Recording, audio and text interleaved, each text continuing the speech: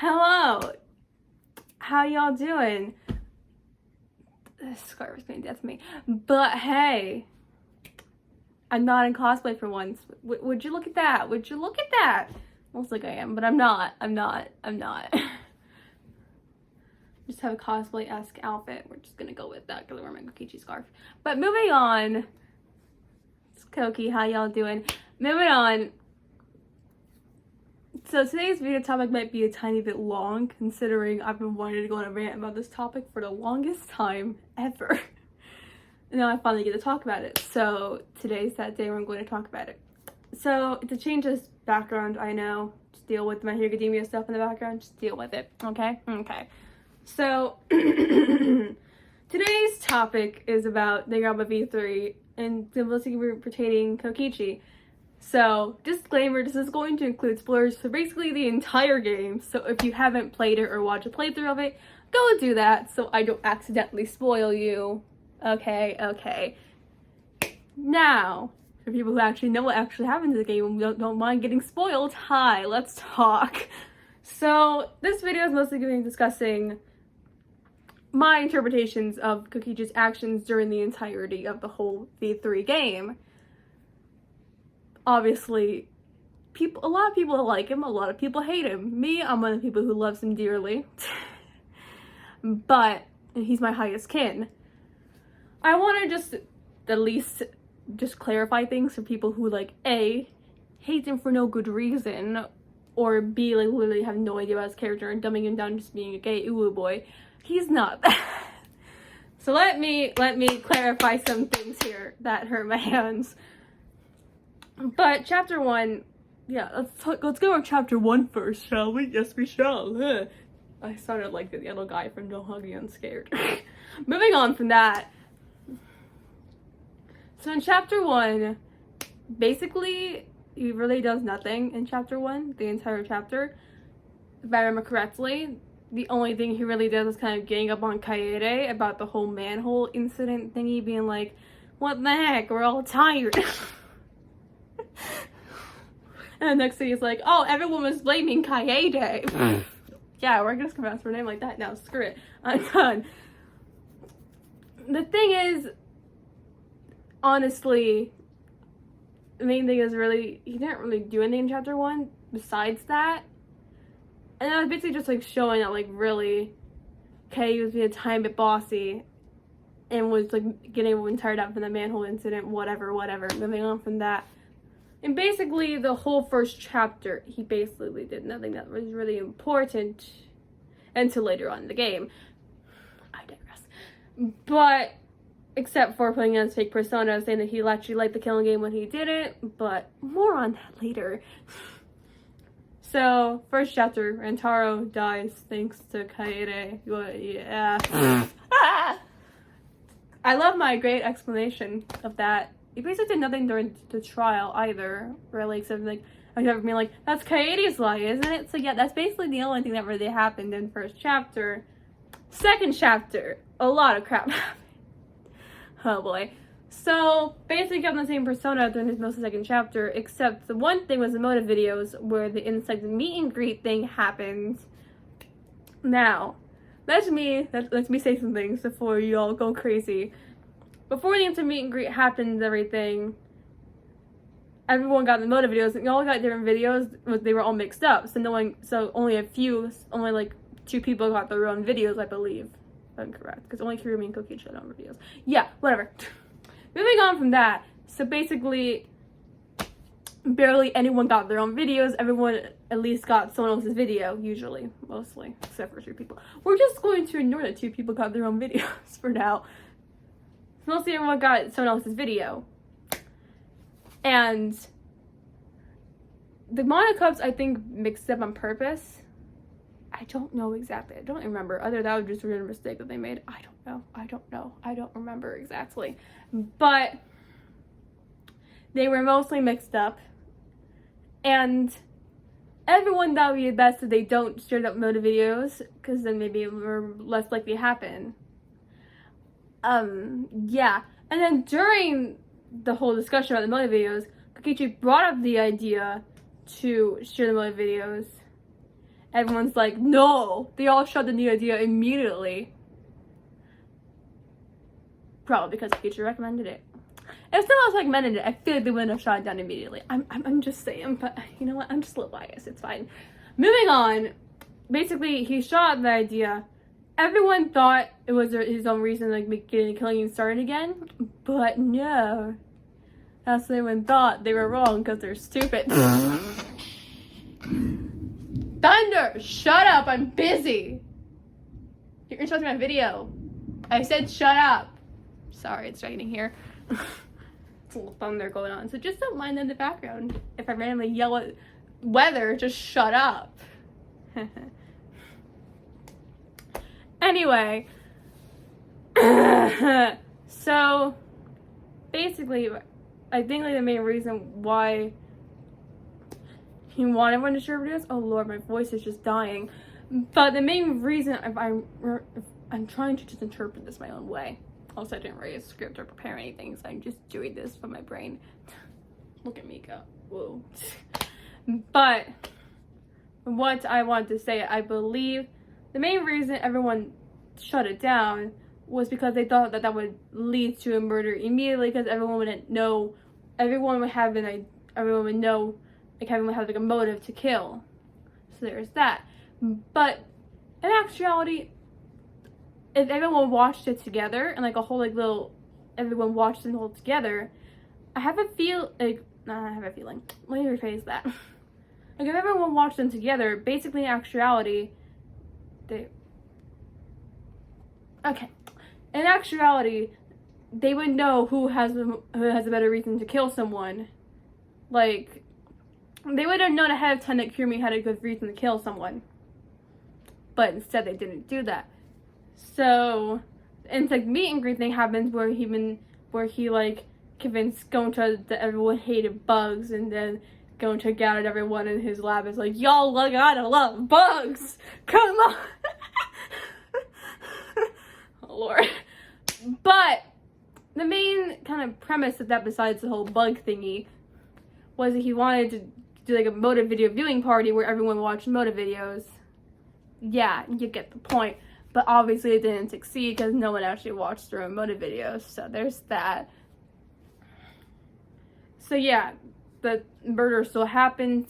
Kirumi still killed Ryoma. We're just gonna move on from that.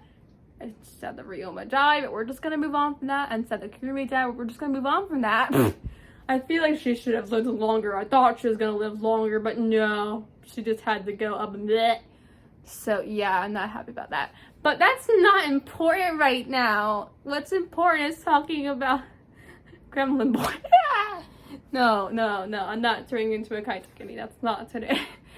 Moving on. Oh lord. Okay. Moving on from that. So basically that's the whole like instant meet and greet thing.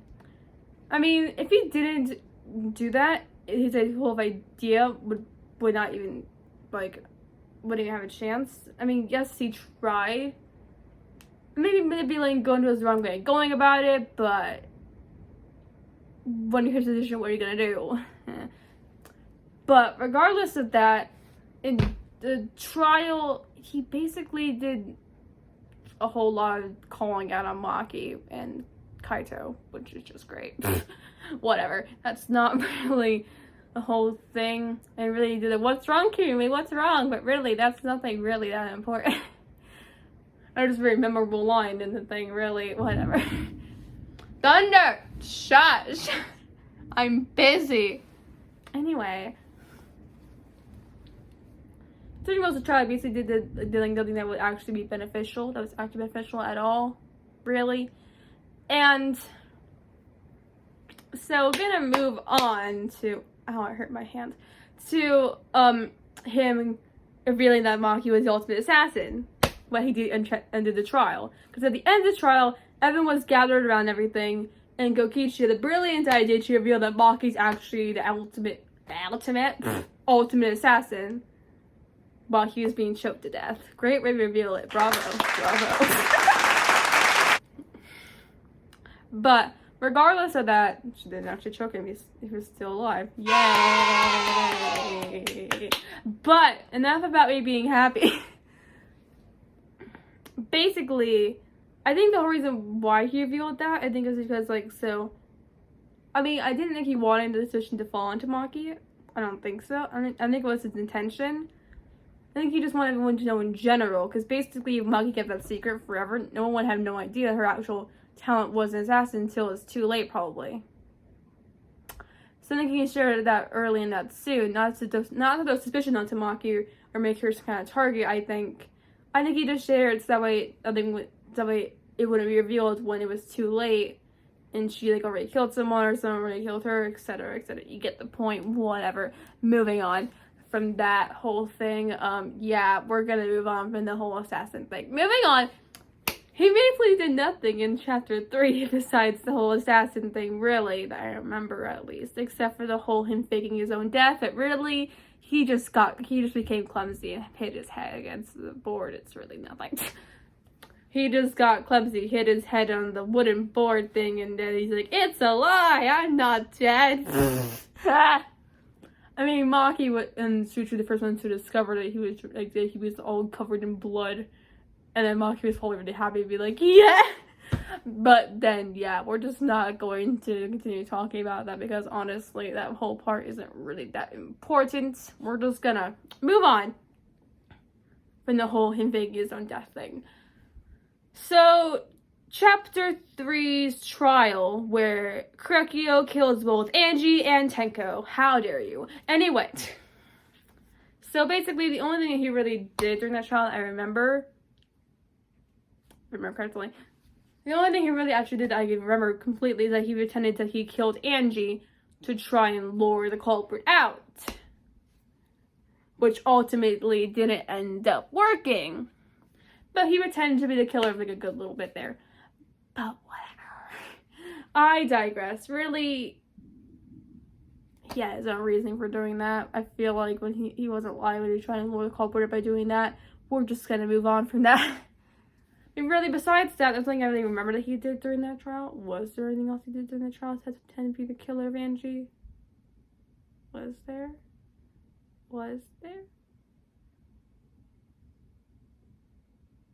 Ah, wait. He said the iconic line by Himiko not giving any crap about Tenko when she was alive and be like, now you're all sad when she's dead. Look at you go. He said the iconic line thing. So I want to discuss about that line, why he said it, and why people honestly hates that line a lot. I don't really like it that much either, considering I love Tenko and Himiko as a ship. I love it to pieces.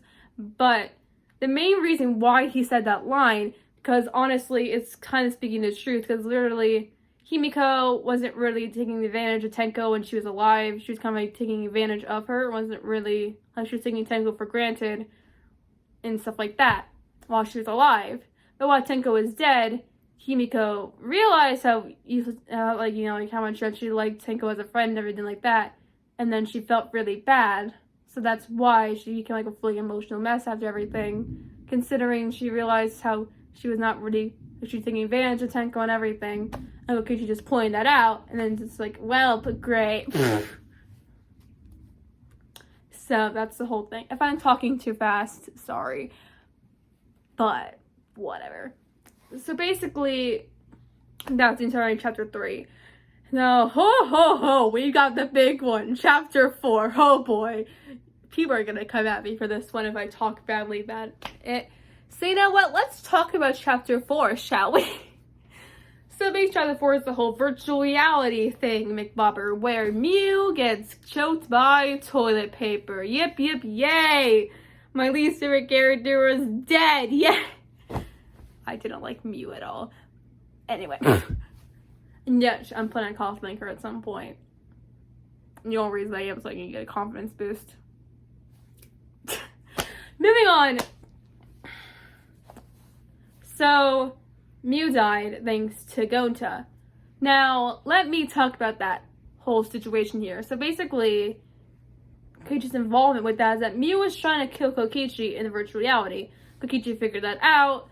And instead of killing Mew himself, because he literally could physically not kill her in the world, because if she touched him or if he touched her?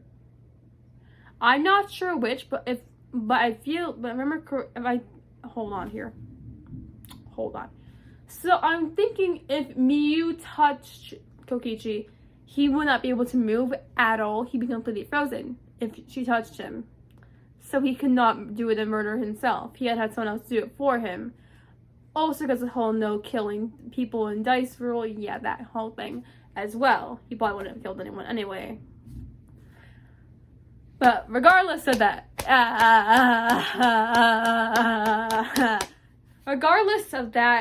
so instead of doing the dirty work himself, instead of just letting Miyu kill him, he decided to have Gonta kill Miyu for him. Now let me explain before y'all Kokichi come at me, okay? And y'all being like, it wasn't a forgivable action. I mean, yeah, sure, it wasn't a great thing. I don't like it either. Because when I first played the game, it made me just like his character I'm done. A little bit. But I want to explain it. I want to explain that action. So that way, the people who hate him can understand the reasoning behind it, at least, instead of just hating him for no reason. I don't know what I'm doing. But basically, yes, he showed, like, because they found, like, the secret of the outside world in the virtual reality thing. He found it with Gonta. It was a flashback light. They flashed the flashback light and they saw the memory of it, of like the Earth being destroyed and everything, yada yada yada, the fabricated memories, yada yada yada. I hate the ending of V3, yada yada yada. Moving on. So basically, he was aware of the whole thing. And then going to the brilliant idea of just having everyone be killed anyway, because it would be better than discovering the spirit of the waits out in the outside world. You get the point. So he decided to the bright idea, because I think Kokichi must have given the idea to kill Miyu. The main reason of that, Kokichi mostly did so he would survive and continue to try to end the killing game in the way he had in mind. I know it may seem like he's a kind of heartless killer because of how he did this, and he does. And at the end of the trial, he does portray himself to be a heartless killer that really just wants to see everyone suffer. But no, he's not. He had good intentions. The reason why he did most of it, though, I believe, was because he wanted to keep himself alive, even though it's a tiny bit bad. I don't like Chapter 4 either. No one likes Chapter 4. Chapter 4 is just a crying fest. No. I'm happy that Miyu's dead. That's all I gotta say about Chapter 4. Miyu's dead. Yay. Whatever. But, I mean, during the trial, he called Shuichi Shumai, but we're just not gonna talk about that. We're not gonna talk about me going crazy about shipping. We're not gonna talk about that today. I can talk about my ships another day. So, basically, from that whole thing, don't know what I'm doing with my hand here, but yes. That. So everyone, because like the thing is, like at the end of the trial, they're going to get executed and everything. Kokichi makes himself out to be saying that his tears that he were crying were fake, and making himself out to be like a really heartless person who just wants to see everyone suffer, which is completely and utterly a lie. He's just putting on a whole fake persona. The main reason of that being because I have a feeling during most of the game he wanted to like try and win over Monokuma. I might get him my plushie, but he's all the way over there out of my arm's reach, so I'm not going to get him.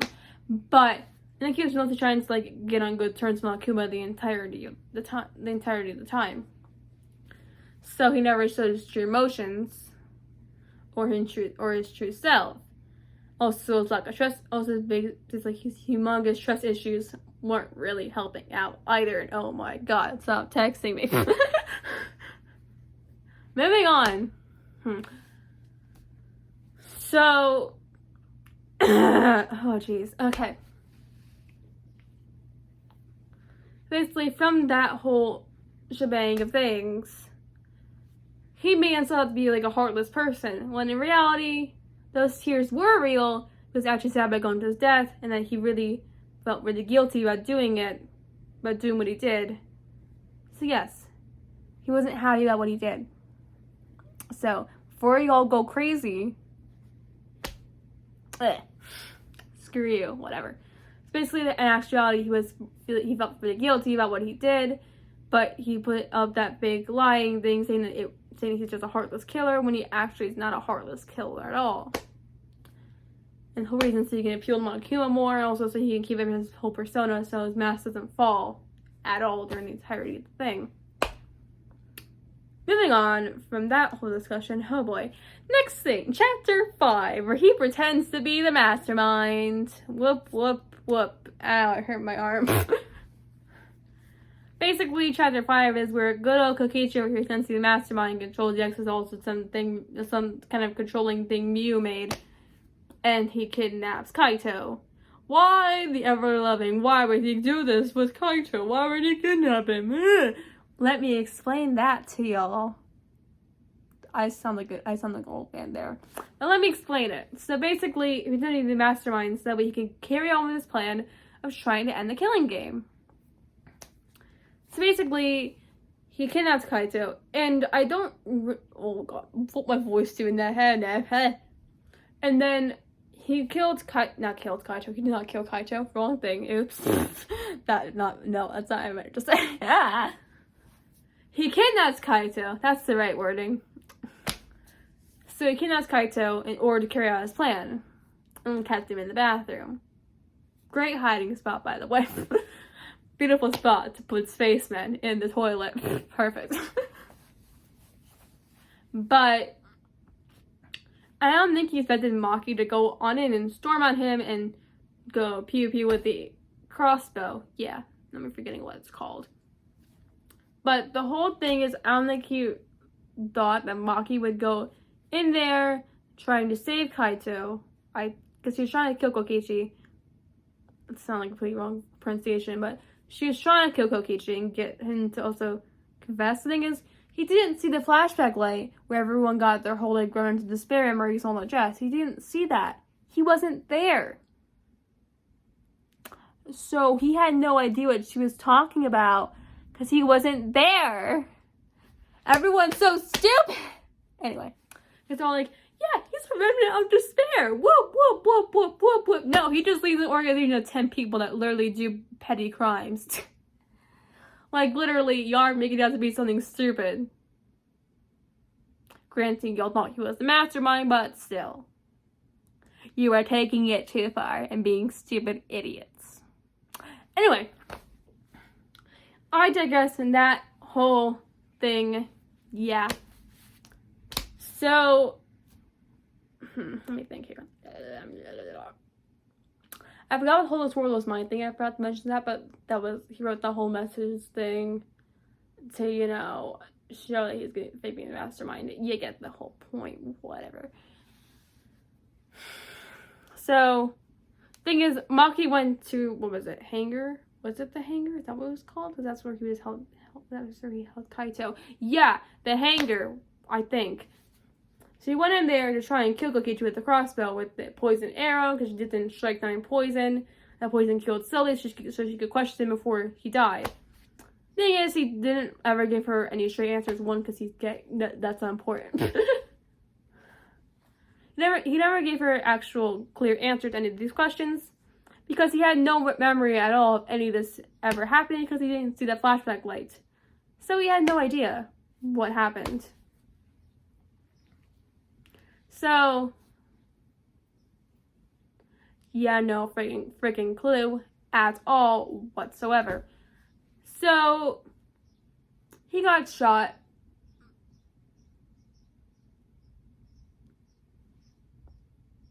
On the arm and on the back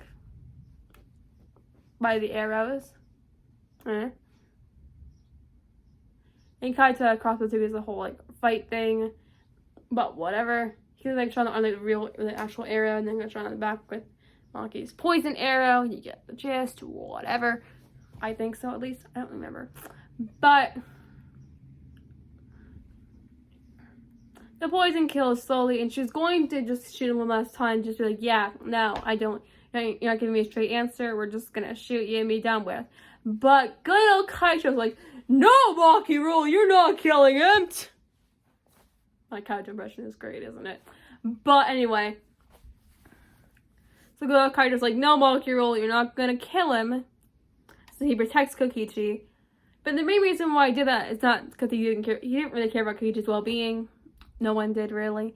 We're just not gonna talk about that. Only Gonta's one actually really sure that he cared. But that's not important, okay? So, basically, during that, my head is itchy. During that whole thing, Kaito defended Kokichi and took the arrow for him. The main reason of that whole thing, was so Maki wouldn't kill another person. And so she wouldn't get executed. But Kaito's being a dumb butt didn't realize he would have died from poison too. But more on that in a moment. So Maki realized that she just shot love for life, good old Kaito, and she's like, aw crap, gotta go get the antidote. So she runs back to her room to go get the antidote. In the meantime, I don't want to scratch myself. In the meantime, Kaito's back in the bathroom of the hangar with Kokichi as well. When Maki comes back with the antidote, he gives the antidote out, and Kokichi takes it and he fakes that he's drinking it when he actually is not drinking it. Then Maki leaves, believing that Kokichi just drank the antidote. When actually he didn't even take a single sip of the antidote. He gave it to Kaito, had Kaito drink the whole antidote, the poison, and then Kaito was completely fine. I hurt my hand. And he was like, okay, Kaito, had the brilliant idea of ending this killing game. You want to hear it? Yes, you do. That voice sounded too girly for Kokichi. Whatever, screw it. So basically, he had the whole brilliant idea of ending the killing game with this whole script here prepared where Kaito pretended to be himself and Kokichi during the trial.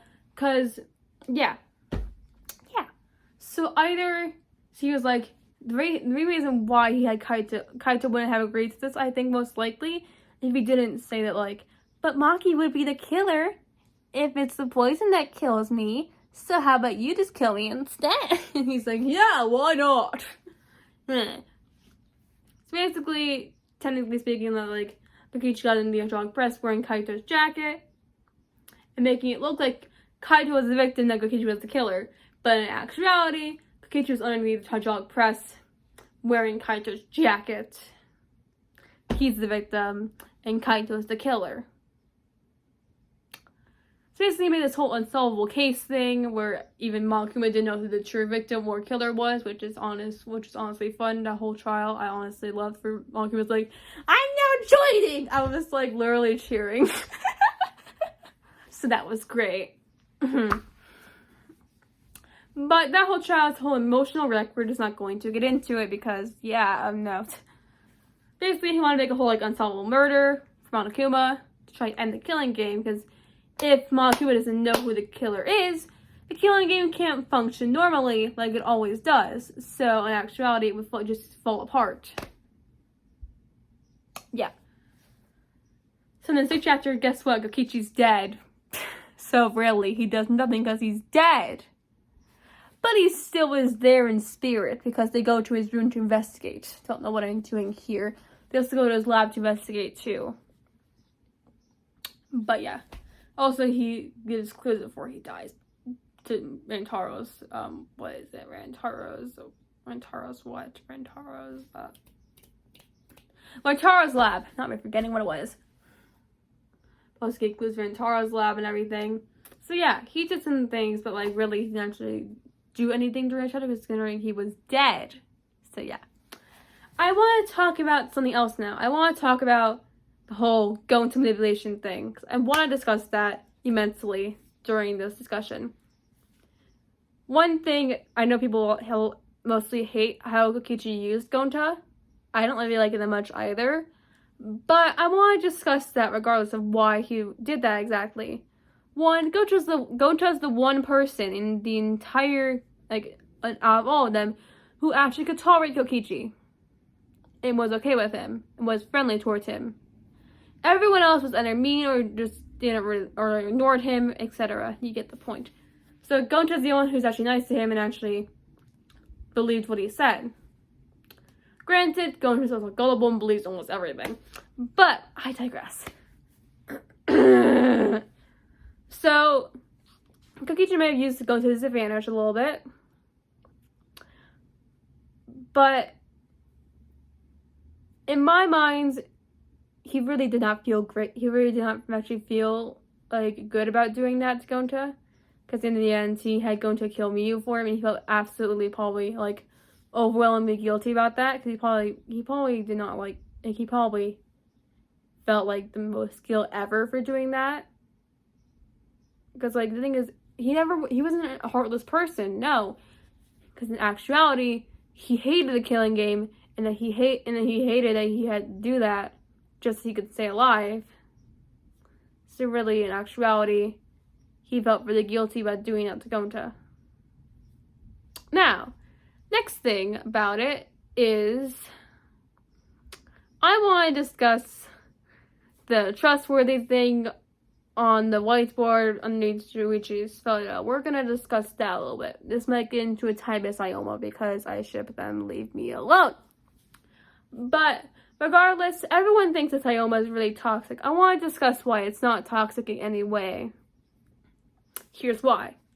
One, yes, Kokichi is has a big admiration for Shuichi during the whole entire game.